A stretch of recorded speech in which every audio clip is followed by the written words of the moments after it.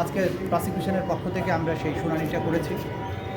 আজকে আমাদের এই অভিযোগের বা এই মামলাতে মোট ১৩ জন আসামির বিরুদ্ধে আমরা অভিযোগ এনেছি। মোট ২৬ জন ব্যক্তিকে ২০১৫ সাল থেকে ২০২৪ সালের ৫ই আগস্ট সময় পর্যন্ত ডিজিএফআই পরিচালিত জেআইসি অর্থাৎ জয়েন্ট ইন্টারোগেশন সেন্টার নামে যে বন্দিশালাটি ছিল, সেখানে মানুষদেরকে গুম করে আটক রাখা, নির্যাতন করার যে অভিযোগ, সেই অভিযোগে এই ১৩ জন ব্যক্তির বিরুদ্ধে আমরা মামলাটি করেছি।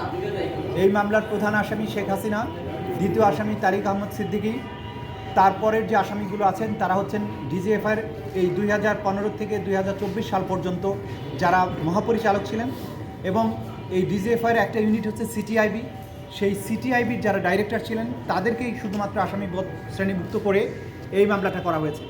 এখানে মোট ২৬ জন ব্যক্তিকে বিভিন্ন সময় গুম করে রাখা হয়েছিল। তার মধ্যে সবচেয়ে বেশি সময় ধরে আটক ছিলেন সেনাবাহিনীরই একজন ব্রিলিয়ান্ট অফিসার ছিলেন ব্রিগেডিয়ার জেনারেল আবদুল্লাহ আমান আজমি সহ আরও ২৫ জন ব্যক্তি। আমরা এখানে বলেছি যে গুমের যে সংস্কৃতি বিগত স্বৈরশাসকের আমলে চালু করা হয়েছিল, সেটা ছিল ক্ষমতাকে নিরঙ্কুশ করার জন্য, ক্ষমতাকে দীর্ঘস্থায়ী করার জন্য। যারা যে সমস্ত লোকদেরকে তারা তাদের কাজের জন্য হুমকি মনে করতেন, তাদেরকে তারা এইভাবে আইনের প্রোটেকশনের বাইরে নেওয়ার জন্য, অর্থাৎ একজন ব্যক্তিকে তার স্বাধীনতা হরণ করে তিনি যাতে কোনো আইনগত প্রোটেকশন না পান, সেই জন্য তাকে গুম করা হয়েছে। আমরা এখানে বর্ণনা করেছি কিভাবে আসামিদের ভিকটিমদেরকে পিক আপ করা হতো। সাদা পোশাকধারীরা নম্বর প্লেটবিহীন মাইক্রোবাসে করে তাদেরকে কিভাবে তোলা হতো, তোলার পরে তাৎক্ষণিকভাবে গাড়ির মধ্যে তাদের সাথে কী আচরণ করা হতো, তাদেরকে ব্লাইন্ড ফোল্ডেড করা হতো, হাত করা পরানো হতো, তাদেরকে টর্চার করা হতো, তাদেরকে ইলেকট্রোকিউট করা হতো, তাদেরকে কাউকে ইঞ্জেকশন দিয়ে অজ্ঞান করা হতো। এই যে কাজগুলো ইমিডিয়েটলি আফটার পিক আপ, এই কাজগুলো তারা করতেন। এরপরে তাদেরকে বিভিন্ন জায়গায় নিয়ে যে বন্দি করে রাখা হতো, তার মধ্যে যে প্রধান যে বন্দিশালাটা ছিল সেটা ছিল জেআইসি অর্থাৎ প্রতিরক্ষা মন্ত্রণালয়ের অধীনে পরিচালিত যে আমাদের ডিজিএফআই, তার যে একটা বন্দিশালা ছিল, সেটা আইনসম্মত কাজের জন্যই তৈরি করা হয়েছিল। ডিজিএফআই সংস্থাটি রাষ্ট্রের অতি গুরুত্বপূর্ণ একটা সংস্থা, কিন্তু শেখ হাসিনা সরকার এই অতি গুরুত্বপূর্ণ এবং বৈধ একটা সংস্থাকে, তার কিছু অফিসারকে এই অপরাধের সাথে সম্পৃক্ত করে তার ক্ষমতাকে চিরস্থায়িত করার চেষ্টা করেছিলেন। আমরা বলেছি যে একটা বাহিনী হয়তো গ্রেপ্তার করতো বা পিকআপের সাথে জড়িত ছিল, তারা আবার গ্রেপ্তার করে বন্দি রাখার জন্য অন্য বাহিনীর হাতে তুলে দিত, আবার নির্যাতন করার জন্য অন্য বাহিনীর কাছে দিত, অনেক সময় হত্যা করার জন্য চতুর্থ আরেকটা বাহিনীর হাতে দিত, কাউকে হয়তো মামলা চালান দেওয়ার জন্য পুলিশের হাতে হস্তান্তর করত। অর্থাৎ এই অপহরণ প্রক্রিয়ার সাথে police, CTDC, DB, DGFI, RAB এবং কোনো কোনো ক্ষেত্রে এনএসআই এবং কখনো কখনো বিজিবিকেও ব্যবহার করা হয়েছে। এই যে রাষ্ট্রীয় বিভিন্ন সংস্থা, এগুলোকে অপরাধ কর্মের সাথে সম্পৃক্ত করার মাধ্যমে এইটা একটা ওয়াইড স্প্রেড এবং সিস্টেম্যাটিক পদ্ধতিতে বাংলাদেশের সিভিলিয়ান পপুলেশন যারা শেখ হাসিনার স্বৈরশাসনকে অপোজ করেছেন, তার বিরোধিতা করেছেন, তাদেরকে নিশ্চিহ্ন করার জন্য, তাদেরকে সাইলেন্ট করার জন্য এই গুমকে হাতিয়ার হিসেবে ব্যবহার করেছে। আমরা এখানে আন্তর্জাতিক আইনের প্রভিশনগুলো তুলে ধরেছি যে কীভাবে এনফোর্সড ডিসঅ্যাপিয়ারেন্স একটা আন্তর্জাতিক আইনের অধীনে অপরাধ, কীভাবে এটাকে ক্রাইমস অ্যাগেনস্ট হিউম্যানিটির পর্যায়ে ফেলা হয়। এইসব জিনিস দেখিয়ে আমরা বলেছি যে এই গুমের মতো ভয়াবহতম অপরাধ করার মাধ্যমে এই আসামিরা বাংলাদেশের মানুষকে যেভাবে সাইলেন্ট করার চেষ্টা করেছেন, সেই অপরাধের বিচার যদি না করা হয়, তাদের বিচারের আওতায় না আনা হয়, যথাযথ শাস্তি প্রদান না করা হয়, তাহলে বাংলাদেশে গুমটা আবার ফেরত আসবে। স্বার্থে রাষ্ট্রীয় বাহিনীগুলোকে অপরাধ প্রবণতা থেকে বের করে আনার স্বার্থে এই গুমটা বন্ধ হওয়া প্রয়োজন, সেই জন্য এই বিচার। কমান্ডিংয়ের বিষয়গুলো এনেছিলেন যে কখনো কখনো শেখ হাসিনা সরাসরি নির্দেশ দিচ্ছেন। এই কমান্ডিংয়ের কমান্ড স্ট্রাকচারটা ছিল যে মূল নির্দেশটা আসতো সবসময় শেখ হাসিনার কাছ থেকে। যখন শেখ হাসিনা সরাসরি নির্দেশ না দিতেন, সেই জায়গাগুলো শেখ হাসিনা তার সামরিক উপদেষ্টা তারিক সিদ্দিকী, যিনি তার ছোটো বোনের দেবর, তার মাধ্যমে নির্দেশ দেওয়া হতো। Tariq Siddiqui DGFI, army, RAB, police সবার উপরে ক্ষমতাধর ব্যক্তি ছিলেন। তিনি শেখ হাসিনার পক্ষে কমান্ড করতেন কাকে কখন গুম করতে হবে, কাকে হত্যা করতে হবে, কাকে বন্দি রাখতে হবে, কাকে কখন ছেড়ে দিতে হবে। শেখ হাসিনার পরে তারিক সিদ্দিকী আবার কমান্ড করতেন ডিজিএফআর ডিজিদেরকে। সুতরাং কমান্ড স্ট্রাকচার অনুযায়ী প্রাইম মিনিস্টার, নিরাপত্তা উপদেষ্টা, ডিজি এবং তারপরে ডিজির আন্ডারে ছিলেন সিটিআইবি ডাইরেক্টররা, যারা মূলত এই জেআইসি নামক বন্দিশালাটা পরিচালনার দায়িত্বে ছিলেন। তারা এই নির্দেশটা পালন করতেন। সুতরাং পুরো মামলাটাই ভিত্তি হচ্ছে কমান্ড স্ট্রাকচারের উপরে দাঁড়িয়ে আছে। সুপিরিয়র সাবঅর্ডিনেট রিলেশনশিপ এখানে আছে।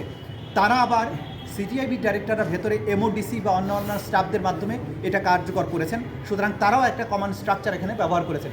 সম্মিলিতভাবে সবাই তারা একটা অপরাধ, ফৌজদারি অপরাধের সাথে সম্পৃক্ত, যেটাকে আমাদের আইনের ভাষায় বলা হয় জয়েন্ট ক্রিমিনাল এন্টারপ্রাইজ।